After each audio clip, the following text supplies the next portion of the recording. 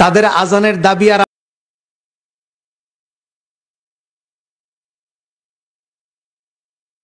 আমাদের আজানের দাবি কি এক? ইয়াজিদও আজান দিয়েছে শুক্রবারে, হযরত হুসাইনের শিবিরেও আজান দিয়েছে। ইয়াজিদের আজানের দাবি ছিল হুসাইনকে জবাই করে হলেও গদি ঠিক রাখা, আর হুসাইনের শিবিরের 72 জনের আজানের দাবি হলো 72 জনের জীবন দিয়ে হলেও হুসাইনকে বাঁচানো, ইসলামকে বাঁচানো। এখন দুই আজান কি এক? এই দুই আজানের সিলসিলা আজও পর্যন্ত জারি আছে। এই যে আমরা বলি কেন, সবাই বলে মুসলমান মুসলমান, ছোটখাটো মত পার্থক্য,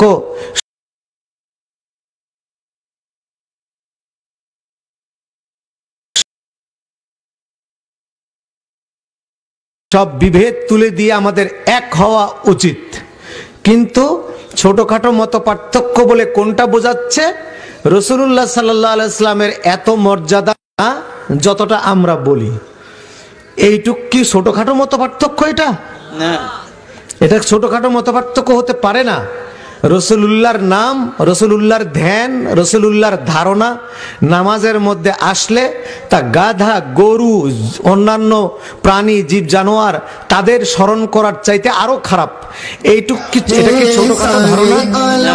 রাসূলুল্লাহ সাল্লাল্লাহু আলাইহি ওয়াসাল্লাম সলিমউদ্দিন, কলিমউদ্দিন, জহিরউদ্দিন, জহিরউদ্দিনের মতো একজন সাধারণ মানুষ, এই ধারণাটা কি ছোটখাটো ধারণা?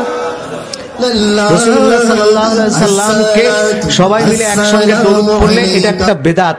রাসূলুল্লাহ রওজা শরীফের উদ্দেশ্যে জিয়ারত করার জন্য বের হওয়া শিরক, এইগুলা কি ছোটখাটো ধারণা? না না। আজকে ইহুদি নাসারারা তারা তাদের দেশে মাদ্রাসা বানাইয়া ওই সব মাদ্রাসায় অনেক কোটি কোটি ডলার দিয়ে শিক্ষক কিনে, এই মিশর থেকে শিক্ষক কিনে তাদের দিয়ে আলেম বানাইয়া ওই সমস্ত আলেমদেরকে মিডল ইস্টের বিভিন্ন স্পর্শকাতর জায়গায় সেট করে দিয়েছে। তারা শুধু একটি ফতোয়া দিবে, নামাজ রোজার ফতোয়া নয়, একটাই ফতোয়া তারা দিবে, সেটা হলো রাসূলুল্লাহ সাল্লাল্লাহু আলাইহি সাল্লামের সম্মান কি করে ছোট করা যায়, ওই ফতোয়াগুলো তারা দিবে। এই টার্গেটের শিকার সর্বপ্রথম হয়েছে মক্কা, মদিনা এবং সৌদি আরব। সৌদি আরব এক নম্বরে তাদের টার্গেট, তারপরে হলো বাকিরা। এই সৌদি আরবে সেই টার্গেট মোতাবেক তারা পেয়ে গেল নাসিরউদ্দিন আলবানীকে, তারা পেয়ে গেল আব্দুর রহমান কুয়েতিকে, তারা পেয়ে গেল ইবনে তাইমিয়াকে, তারা পেয়ে গেল মোহাম্মদ ইবনে আব্দুল ওয়াহাবকে। তাদের মাথায় তারা ঢুকিয়ে দিল যে রাসূলুল্লাহ সাল্লাল্লাহু আলাইহি সাল্লাম, নাসিরউদ্দিন আলবানী তার কিতাব তাহজিরুস সাজেদের মধ্যে লিখেছে, তার আরেকটা কিতাব আহকামুল জানায়েজ ওয়া বিদউহা, তার আরেকটা কিতাব হুজ্জাতুন নবী সাল্লাল্লাহু আলাইহি সাল্লাম। নামগুলা কি সুন্দর কিতাবের! তাহজিরুস সাজেদ মানে সেজদা করা থেকে সাবধান, আরেকটা লিখছে আহকামুল জানায়েজ ওয়া বিদউহা, জানাজা নামাজের হুকুম এবং এর ভিতরে বেদাত কি। আরেকটা কিতাব লিখেছে হুজ্জাতুন নবী, নবীর হুজ্জত দলিল কি। এই কিতাবগুলোর মধ্যে দুটো বিষয় পাওয়া গেছে। একটা বিষয় লিখেছে নাসিরউদ্দিন আলবানী, যে রাসূলুল্লাহর, ওরা বলে কবর, নাসিরউদ্দিন আলবানী লিখেছে কবর, রাসূলুল্লাহর কবরটাকে মসজিদে নববী থেকে তুলে বাইরে কোথাও দিলে ভালো হতো, তাইলে দুনিয়ার মানুষগুলি শিরক করার থেকে বাঁচত।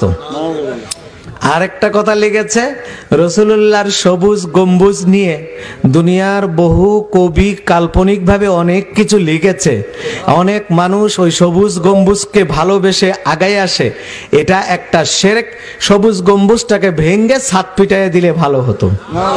এই দুটা প্রস্তাব তারা সৌদি গভর্নমেন্টের কাছে রেখেছে। বাদশাহ ফাইসাল এই লোকটাকে, আব্দুর রহমানকে কুয়েতে নির্বাসনে দিয়েছে, নাসিরউদ্দিন আলবানীকে সৌদি আরবের নজদ থেকে বহিষ্কার করেছে। এই শয়তানের বাড়িও নজদ। শয়তান পরিচয় দিয়েছিল আনা শাইখুম মিন আহলে নজদ। মুহাম্মদ রাসূলুল্লাহ সাল্লাল্লাহু আলাইহি সাল্লামকে শহীদ করার জন্য যে পরিকল্পনাটা আবু জেহেল নিয়েছিল, আবু জেহেল তো প্রথমে রাসূলুল্লাহকে সাধারণভাবে নিষেধ করেছে।